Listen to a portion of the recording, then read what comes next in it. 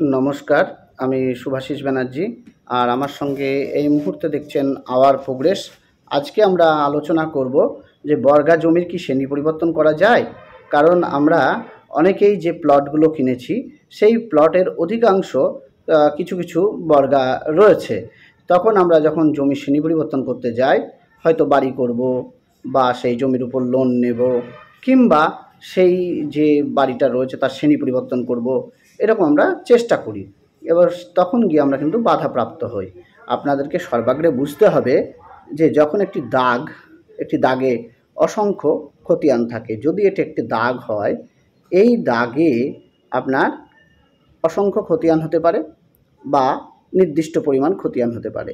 তো আমি ধরলাম এইভাবে জমিগুলো রয়েছে, এই যে যত পরিমাণ জমি রয়েছে, এইটা একটা খতিয়ান, এটা খতিয়ান, খতিয়ান, এগুলো সব পরপর এগুলো খতিয়ান।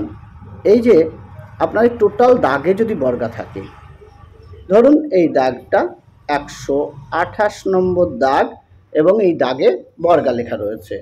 আর আপনার যে খতিয়ান, কাউরির হয়তো 998 খতিয়ান, কাউরির 999 খতিয়ান, বা কাউরির 1000 খতিয়ান হতে পারে। খতিয়ান নম্বরগুলো কিন্তু আলাদা হবে। আপনার যদি দাগে বিশেষ করে বর্গা থাকে, তাহলে খতিয়ানে নাও থাকতে পারে, আবার থাকতেও পারে। অনেক সময় বর্গা কাটিয়ে দেয় অনেকে, এটা কিন্তু ঘটতে পারে খতিয়ানের ক্ষেত্রে। তাহলে যখন আপনার দাগে বর্গা আছে, আপনার খতিয়ানে ধরা যাক সাপোজ বর্গা নেই, তাহলেও কিন্তু জমির শ্রেণী পরিবর্তন করা মুশকিল হবে। যখন এটাকে ভেরিফাই করবে বিএলআরও সাহেব, তখন কিন্তু উনি এটাকে নাকচ করে দিতে পারেন। নাকচ কেন করবেন? তার কারণ হলো, উনি বলবেন যে দাগে যেহেতু বর্গা রয়েছে, আর একটা দাগ মানেই যতগুলো খতিয়ান ছিল সেখানে, সেই খতিয়ানে বর্গা থাকা হয়। এবার আপনি বলবেন, আমার তো খতিয়ানে মন্তব্যের ঘরে নীল লেখা আছে, মানে কোনো তো সমস্যা নেই, তাহলে আমার কেন বর্গা হবে না? কিন্তু বিএলআরও সাহেবের এটা ইখতিয়ার রয়েছে। উনি আপনার যেহেতু দাগে বর্গা রয়েছে, তাই জমির শ্রেণী পরিবর্তন করতে চাইবেন না। তাই বলে কি এর কোনো পথ নেই? হ্যাঁ, পথ আছে। এর পথ আছে। এসডিএলেরও যিনি সাহেব রয়েছেন বা ডিএলআরও সাহেব এখানেও করতে পারে। একটা কথা মনে রাখবেন, বিএলআরও সাহেব যেটা পারেন না, সেটা ডিএলআরও তার বিশেষ ক্ষমতা বল প্রয়োগ করে উনি কিন্তু আপনার জমির শ্রেণী পরিবর্তন করিয়ে দিতে পারে। এবার আপনি বলবেন যে ডিএলআরও সাহেব তো আপনার 100 ডেসিমেলের বেশি বা 50 ডেসিমেলের বেশি জমি উনি তো কনভার্সন করেন, তাহলে আমার এই যে মাত্র 2 ডেসিমেল জমি বা 2 শতক জমি উনি কীভাবে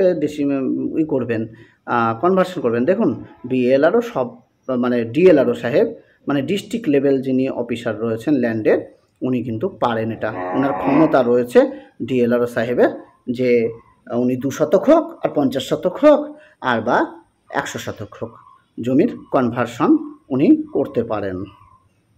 এবার এইটা তো গেল আলাদা বিষয়, যে বর্গা জমির যে শ্রেণী পরিবর্তনের বিষয়।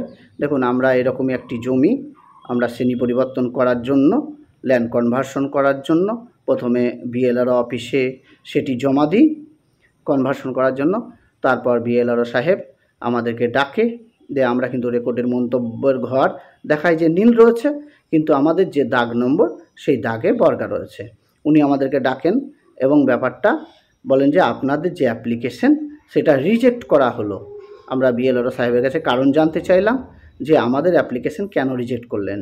উনি বললেন যে আপনার এই যে 128 দাগে যে খতিয়ানে আপনার জমি রয়েছে, সেই খতিয়ানের মাদার খতিয়ান রয়েছে, সেই মাদার খতিয়ান অনুসারে আপনার জমিটা বর্গা ছিল সেই সময়। তো মাদার খতিয়ানটা কি?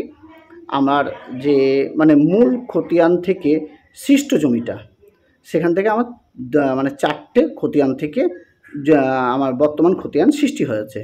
তো 4টে খতিয়ান, সেই 4টে খতিয়ানের উনি দেখালেন আমাদেরকে যে আপনার 4টে খতিয়ানেই বর্গা রয়েছে মাদার কপিতে, সুতরাং আমরা এই জমির শ্রেণী পরিবর্তন করতে পারবো না।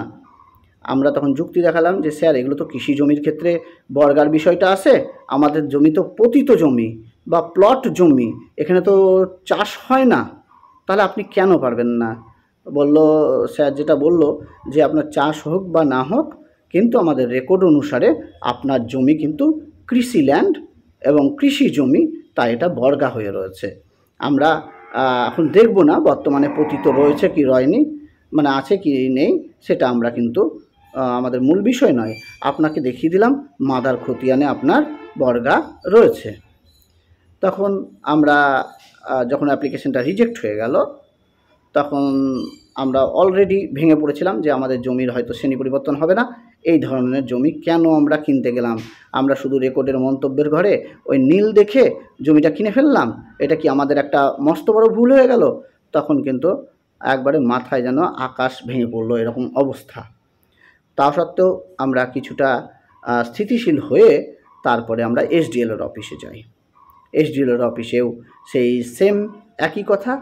সুতরাং ওখানেও আমরা আর কিছু করতে পারলাম না। ডিএলআর অফিসে গেলাম, ডিএলআরও সাহেবকে সব বুঝিয়ে বলা হলো। উনি বললেন অ্যাপ্লিকেশন করুন।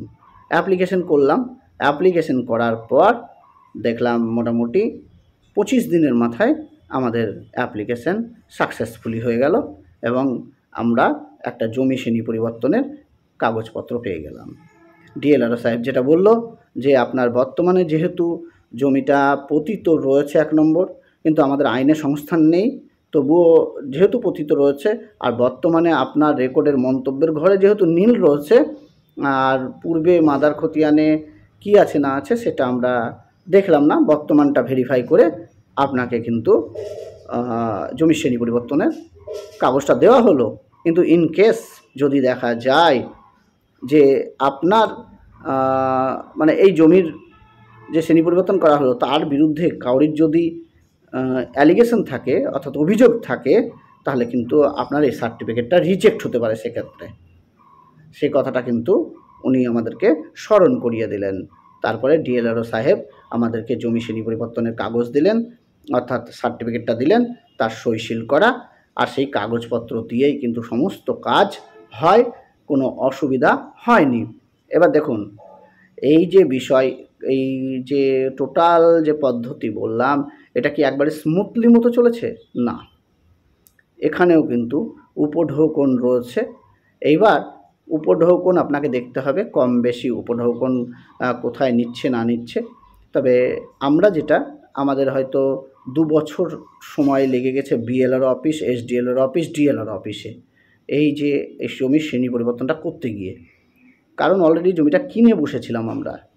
সুতরাং আমাদেরকে পিছিয়ে আসার আর কোনো রাস্তা ছিল না। হয় জমি বিক্রি করো, নাহলে জমি শ্রেণী পরিবর্তন করে বাড়ি করো, এটাই কিন্তু আমাদের হাতে ছিল। তাই আমরাও কিন্তু ওই শেষ পদ্ধতিটাই করেছি, যে যেহেতু জমি কিনে ফেলেছি আর বিক্রি করার প্রশ্ন নেই, ডিএলআরও সাহেবকে বুঝিয়ে বলে সেখান থেকেই আমরা সার্টিফিকেটটা সংগ্রহ করেছি। তাহলে আজকের আলোচনায় বুঝতে পারলেন বর্গা জমির শ্রেণী পরিবর্তন করা কতটা মুশকিল বা আদৌ করা যায় কি না। ধন্যবাদ ভিডিওটি দেখার জন্য। আমি শুভাশিস ব্যানার্জি আজকের মতো বিদায় নিচ্ছি। আবার পরবর্তী ভিডিওতে খুব শীঘ্রই দেখা হবে।